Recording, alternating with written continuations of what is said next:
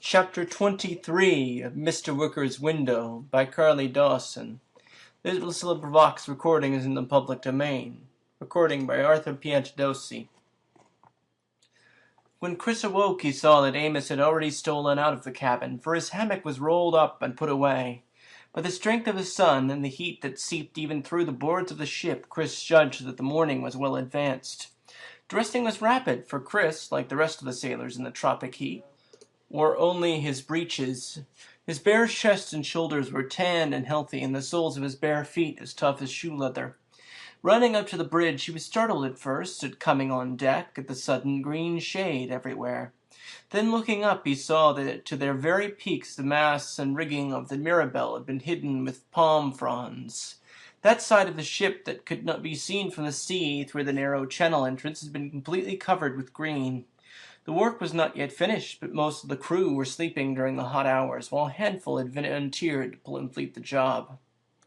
The cove by daylight was even lovelier than it had seemed by starlight the night before. The deep water, with a base of coral sand, flashed in emerald, turquoise, or sapphire blue. Its clarity and sparkling colors put the jewel tree into Chris's head, and he had a moment's throb of fright when he realized that it was this very night that he must board the Venture to impede her progress toward the Chinese prize. He put those thoughts from his mind until the time came, and decided to tackle what was most pressing. The most urgent matter that first claimed his attention was breakfast. And when he reached the bridge, he was delighted to see fruits from the island piled in shady corners. These and bread and cheese made up his meal, which he ate while watching the final leaves and fronds put in place on the sides of the Mirabelle.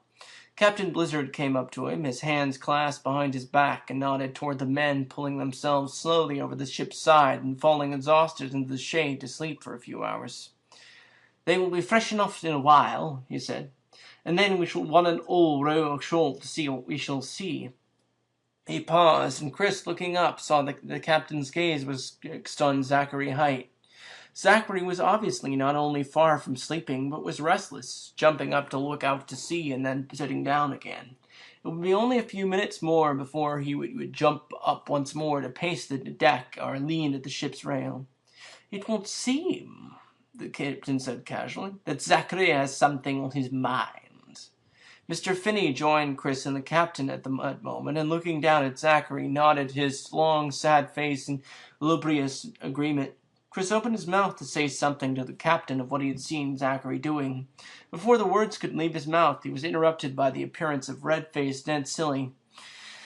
Cheerful as a sand flea at the prospect of going ashore, Ned had come down from his rest with a small company of the sailors to ask permission of the captain if they might leave the ship. "Well, why not?" the captain demanded.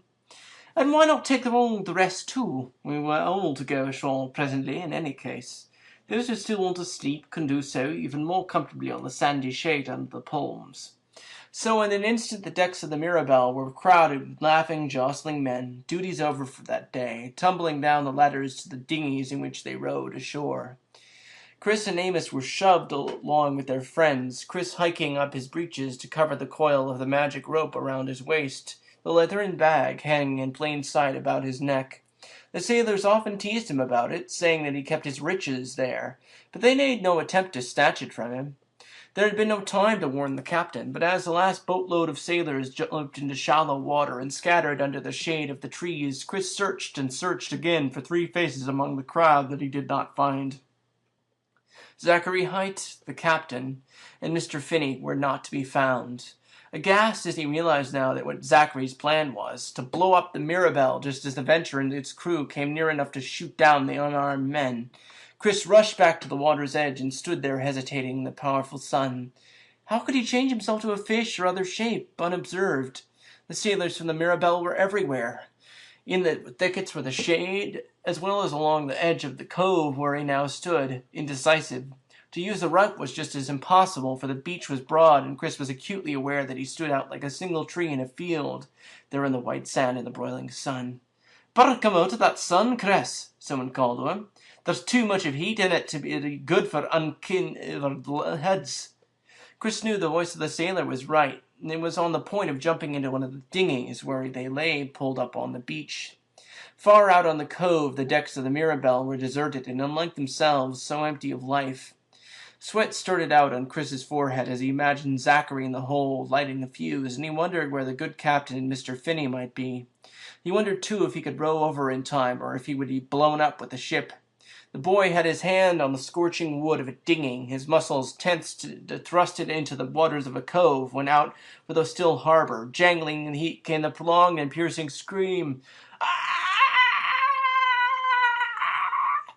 Hot as he was, Chris felt himself go cold at the sound.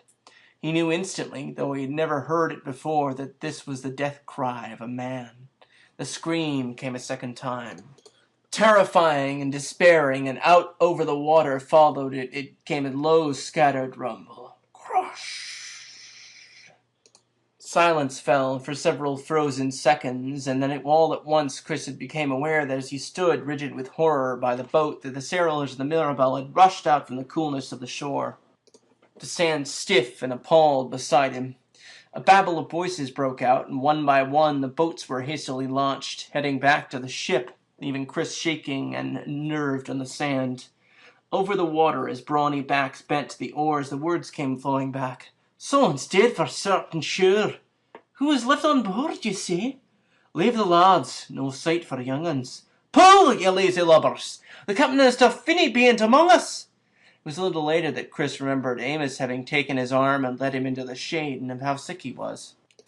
The heat and the scream and the fear and the sense of having failed in warning a captain combined to churn his insides into a queasy place that violently rejected his pleasant breakfast of so short a time before. Then, weak, but somehow feeling better, Chris lay in a pool where Amos found a cool pool of water with which he bathed his friend's face, and then sat fanning him without a word. Chris must have dozed, for when he came to himself the light had changed, and men were carrying a shapeless bundle wrapped in canvas to a grave dug in the sand. Chris started up and joined the men gathered solemnly about the grave, and as he searched among them, knew a great sense of relief and joy when he saw, standing at the grave head, the captain and Mr. Finney. As Chris came up to them, Captain Blizzard was speaking, a Bible in his hand. "Men of the Mirabelle, by rights as captain of this vessel, I shall write you the burial service for Zachary Heights, that made his death by accident, boxes and crates killing him in the hole the way they did. But," and the captain scanned the tough, weather-beaten faces near him slowly, one by one, "you that helped to uncover him knew what he meant to do. We harboured a viper. Men who meant to destroy our ship and cargo and leave us to who knows what fate. Had not the bung of that keg of molasses above the lighted fuse most providentially fallen out, and the fuse been put out by the syrup, no doubt neither Mr. Finney nor I nor the Mirabelle would be here to tell the tale." He paused again, and there was not a stir from their audience. From under their dirty handkerchiefs or straggly unkempt hair, the men who knew no other life but the sea, no happiness or danger unconnected with it, never took their eyes from their captain. "So, men," Captain Blizzard resumed, "the gunpowder that was meant to be the end of our fine ship is now safe, and out of harm's way. The traitor who intended this infamous deed has been dealt with by fate and killed in a tomb of his own finding. Therefore, feeling as I do for my ship and my men, I cannot bring myself to read the holy words of this man who had no charity in his heart."